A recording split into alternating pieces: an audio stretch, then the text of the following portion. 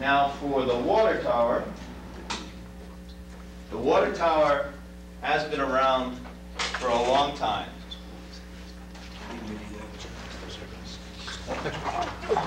And we can see where it's located right here. This is an approximate location of the water tower and was voted at town meeting. Yep.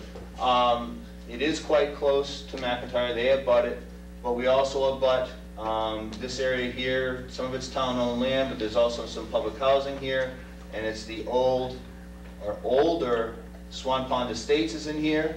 But this tower has been around for a long time on the planning, in the planning stages. Again, I wasn't on the board when they had talked about this, but I've known about this issue for several years. 95, I think, was the first time I heard about it. That tower, we had talked about it in bringing its building sooner if they built the school. And the only reason to do that is because of the elevations, because of the flows of water in these areas. If there's a fire at the school and there's no water tower, there's not enough flow for the fire department to take care of that issue. Also, for some of these bigger houses, even on the old Swan Pond area, Irwin Road, all those areas will benefit from the tower. They also would be a little bit lax on flows, but they're not as high in elevation. So to limit building a water tower at the school, they were going to pull in the eventual building of this larger water tower here on, I guess it is school property, and I believe the school committee has granted that location. So we were going to build this water tower. We were just going to do it sooner so we could save the money on building a water tower at the school or putting expensive pumps in for flows, but they help the pressure. Pumps help pressure. They don't help flow. You need the flow there. And it helps the whole neighborhood in case there's a break somewhere. There's water there from a water tower. Now, just to clarify, I mean, that was if the school had been built back in '97, basically. Right. This is now going online because the density of town, the amount of people coming into town, the building in this area alone, has put in 78, I think, or more houses, because there's the original McIntyre Crossing, and then there's the McIntyre Woods, which is in the back a little bit here. That's been done. So it's that. It's not just there. It's Swan Pond. It's Equestrian Road on the other side. There's been a lot of building going on this side of town recently. Right. And there's a little bit more that's going to happen. Mark, I think you yeah, just a point as far as the septic system at the batch. The cost of that, we haven't finished paying for it. It was $150,000, of which we're still going to be paying for that for another 4 years. And that's not included in the $20 million worth of cost to redo the batch. So there's another 150 that, to use a pun, that's going to be flushed out. All right, thank you. You got a second question? Yes, my second question is for Representative Jones. Can you talk a little bit about school building assistance reimbursement and how those formulas maybe perhaps have been calculated in the past and how they're going to be calculated going forward? They've tried to come up with a formula that's a little more understandable. And they start out, everybody starts out with a base percentage. I think it's 38 points, and then they add in some points based on the per capita income as a percentage of statewide, and we take what North Reading's is and divide by the statewide average and come out, and we come up on a ranking. And I think it's fair to say North Reading as a community has become much more affluent over the years. So I think as time goes on, assuming this formula stays, chances are we'd probably be, some of those points that are added on would start to decline a little bit, which is another reason why doing building projects sooner than later is a smart idea. Another one is equalized valuations, how North Reading's relates to the statewide average valuations and where that comes in that. If you look at those when we fall on the chart, we're both in areas that we're probably good for another year or two before we slip into the next category, which would add less incentive points. And then they have incentive points for maintenance, and what they decided to do in the interim before they get these completely finalized is use If you have any projects on the old renovation list for major unfunded repairs, and North Reading happened to have 2 that we were able to find going through the old list, which actually added 4 points to either proposal that were added on shortly before town meeting. There's an energy efficiency component that's an incentive. There's no guidelines for that right now, so there's no points currently. There's renovation reuse, which I think Jonathan touched on, the fact that there's about 1.5 points for the reuse portion of the batch program, none for the new school. There is a project manager, which is envisioned under either scenario, so there's 2 points for that. And then there's innovative community use, and there's no real, the state's still trying to get their hands around what that would mean, but they're open to proposals, and that's something that's not on the table. That's kind of how the incentive points are in the interim right now, and we expect them hopefully to be finalized sometime at the end of this year, which could have some impact on where we're at. But I think, as I touched on before, given the disparity in cost of the 2 projects, it will not, in my opinion, won't overcome the increased cost of doing the batch, given the relocation costs and some other components within the Swan Pond. Amy, you got a question? John, you have to wake up. Question for you. Could you explain the disparity in the contingencies for construction between the 2 projects? And also talk about the amount that's allocated in the contingency fund for, I believe it was ledge, or at least unanticipated costs with New Swan Pond. And maybe, Chris, if you could comment if you felt like that was enough money that's aside for that. To refresh, the Swan Pond project, we've assumed a 10% construction contingency for that project. That would be a typical contingency level for a new school, especially based on the fact that we are at the schematic design phase for that facility and that site. We've spent a fair bit of money on that. I think the amount is over $250,000 to date spent looking at that site.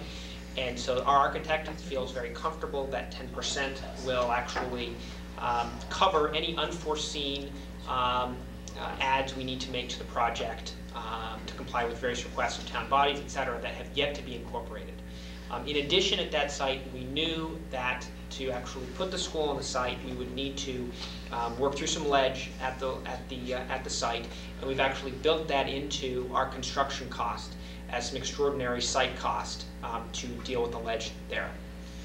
That differs from the Batchelder project, where we've used a 15% contingency, and we use that for 2 reasons. The first is that is at the conceptual design phase. And so conceptual design, we haven't explored the intricacies of the site in full detail. No one has looked behind walls where there could be a number of issues and things that require remediation. Chris mentioned asbestos that we know we'll have to deal with. It's safe today, but when we actually tear the wall apart, we're going to have to remediate that. And anything you're tearing apart an 80-year-old structure. The second element that drove that contingency to 15% was our need to comply eventually with the request of the Historic District Commission. They've been very kind in sort of helping us work through the school issues. And have cited modulars there to date to accommodate the needs of the building. There are historical considerations that they will need to take into consideration as they approve any plan to maintain the overall look and feel of the school, the town center. And we wanted to make sure we were fully accounting for what those costs might be, whether they be brick exteriors, slate roofs, etc. And we felt like putting a little bit more in contingency would hopefully allow us to address that. Now, if a whole host of issues come up, we may need to come back to the town for additional funding for that project if there are a number of things we need to add. We hope that 15% will be sufficient. I think Jonathan has got all those numbers right, or well, as right as you can get at this phase. If I'm not mistaken, it's a single-level school at the Swan Pond site. There is no basement. Two level. I'm sorry. It's a ground level. Is what I meant. No basement. So I guess worst to worst, you change the way you build it and you pin it to the ledge if there's ledge that can support it instead of putting a foundation in. So there are ways, and they have included those costs. Batchelder is kind of another issue because of what's behind the wall. You won't know until you get right into the bones of that building of what's there, what needs to be fixed, what wasn't done right. though it's standing today, we want it to stand another 50, 60, 70 years or more. So they're gonna have to go in there and look at that, and those things don't get found until the workmen are in there destroying the finishes on the building to get to the bones, to find out that you got a main beam that's literally cracked and ready to fall down, especially when you're gonna move that load-bearing wall and support it a different way. So those contingencies are, it's kind of hard to guess on a renovation of that. New school is pretty fair. One of the questions that one of our board members had on costs was, where was the septic going to go? Are we going to be able to put it in there? Is it going to cost us much more money to put that in there? And the other was, is this a ground level floor? Is there a basement? Because if it's a basement, we have ledge, it's a lot of blasting. Because you got to blast that cellar hole. And I now know that we don't have a basement. It's a ground level floor. So to me, that makes it much more sound on what their calculations were. And we'll know more about this on Tuesday night, because we're going to ask more of these questions. And those people that aren't here today will ask those questions. And they will be tough. All right, thank you. Any other questions? Yes. Carol Dingman. I'm just curious, if the Swan Pond School didn't pass and another solution was found, what would happen to the Swan Pond property if it's not developed as an elementary school? Would it be likely that would be retained as open space, or would that more than likely be used to cover some expenses, selling it and covering some expenses? I don't think we've contemplated any sale of the property, that's for sure. We've had that property for a long time as a school site, so I think we probably, in my opinion, would retain it. There are processes involved, but if the schools were to decide that it was not going to be used as a school site at some point, we wouldn't have the authority to sell it. All we could do is return it to the town, and the decision would be made by others. But I can't imagine giving up the site, even if it weren't approved at this time. We have no other reserve sites for schools. I said at the last FUNC meeting, the people who had the foresight in 1969 to buy the Swan Pond site, we owe them all a debt. And if we use that site now, we've also got a responsibility to start looking to, when another site becomes available, just because you don't know what the future will hold. Anybody else want to comment on that? No? Okay. Any other questions from the floor? Could I just comment on that? Can I stop you? No, yeah, go ahead. I'm sorry, Trish. As far as the Swan Pond site, as far as preservation of open space, I'd just like to comment that building the new school on the Swan Pond site of 36 acres, the approximate area of that 36 acres that would be used for the building is someplace in the area of 12. And that does not mean 12 acres of clear cut.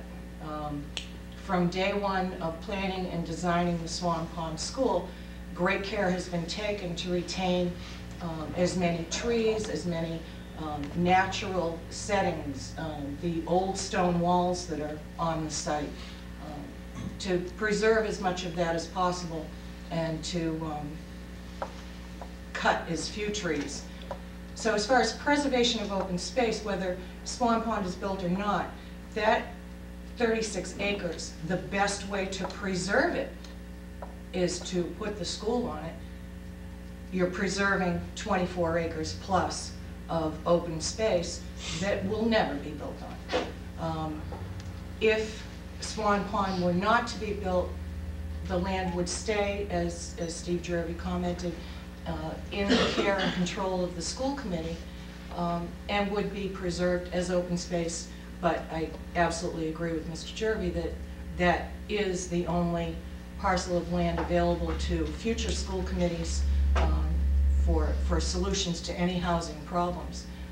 So there is a preservation factor in building Swan Pond and preserving open space. Thank you. All right, well, we're running out of time, so I was going to ask if